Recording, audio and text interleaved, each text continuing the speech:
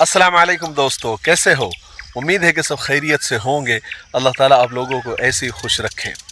जैसा कि आप लोग जानते हैं कि हम रोज़ाना सुबह सुबह यहाँ पर इन पहाड़ों के दामन में आते हैं।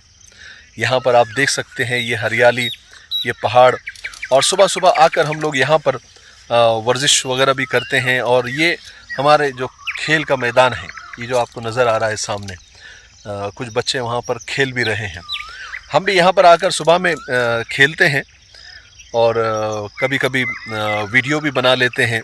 जो घर पे बनाना होता है वो कभी कभी यहाँ आकर भी बना लेते हैं, अगर वहाँ वक्त नहीं मिलता है तो मैं आप लोगों को ये बताना चाह रहा हूँ कि सुबह उठने की आप आदत लगाएं, फजर के बाद कभी ना सोएं। और किसी ने क्या खूब कहा है कि जो लोग सूरज को जगाते हैं वो कामयाब होते हैं, और जिनको सूरज जगाता है वो लोग कामयाब नहीं होते हैं।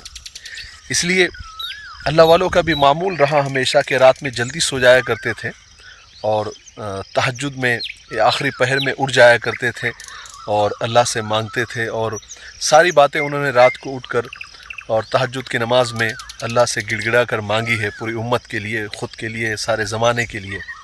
बहरहाल आप लोगों को मुझे ये बताना है कि एक ईमेल मुझे आया, उसमें बहुत लंबा सा मेल है और बहुत सारी बातें उस बंदे ने लिखी है। उसका नाम लेना मुनासिब नहीं है, लेकिन बड़ा मायूसी वाला मेल, यानी उन्होंने लिखा उसके अंदर कि हज़रत मुझे ऐसा लगता है कि मुझे अल्लाह ताला ने यूं ही पैदा किया है, यानी किसी काम के लिए पैदा नहीं किया है। क्योंकि उसकी वजह है कि मैं जिस काम में भी हाथ डालता हूँ और जिस काम में भी मैं जिस काम की शुरुआत करता हूँ वो मैं अक्सर उसमें नाकाम ही होता हूँ, फेल ही होता हूँ, और कोई मुझे अप्रिशिएट नहीं करता, कोई मेरी हिम्मत अफजाई नहीं करता।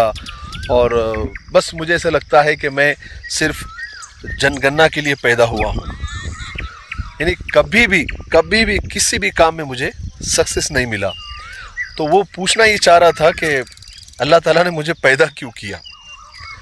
अब उसको मैं क्या जवाब दूँ। बहरहाल अगर वो ये वीडियो देख रहा है कि सबसे पहली बात तो अल्लाह की ज़ात से मायूस नहीं होना चाहिए। मायूसी कुफ्र है। अल्लाह तबारक व तआला ने दुनिया की हर चीज़, चाहे वो हकीर हो चाहे वो अजीम हो, बेमकसद बेमतलब पैदा नहीं किया है। ये पहाड़ों का भी एक मकसद है, दरख्तों का भी एक मकसद है, हरियाली का भी एक मकसद है, और इसमें बसने वाले छोटे छोटे कीड़े, यहाँ तक कि चूटियाँ भी, उनका भी अपना एक मकसद है। और इंसान तो अशरफुल मखलूक़ात है, अल्लाह ताला ने उनको ऐसे ही बेमतलब बेमकसद पैदा नहीं किया है। हाँ, नाकामियाँ आती है, फेलियर होते रहते हैं, लेकिन मैंने कहीं किसी का एक कौल पढ़ा था, बड़ा अच्छा था वो, कि किसी एक चीज़ में बार बार फेल होना इस बात की निशानी है कि आप उस काम के लिए पैदा नहीं किए गए हैं। आप फ़ौरन कोई दूसरी फील्ड तलाश करें और दूसरा कोई काम तलाश करें, जो आप जिस काम में आप फेल हो रहे हैं वो ना करें। देखिए, रेज़र ब्लेड दरख्त नहीं काट सकता और कुल्हाड़ी बाल नहीं काट सकती।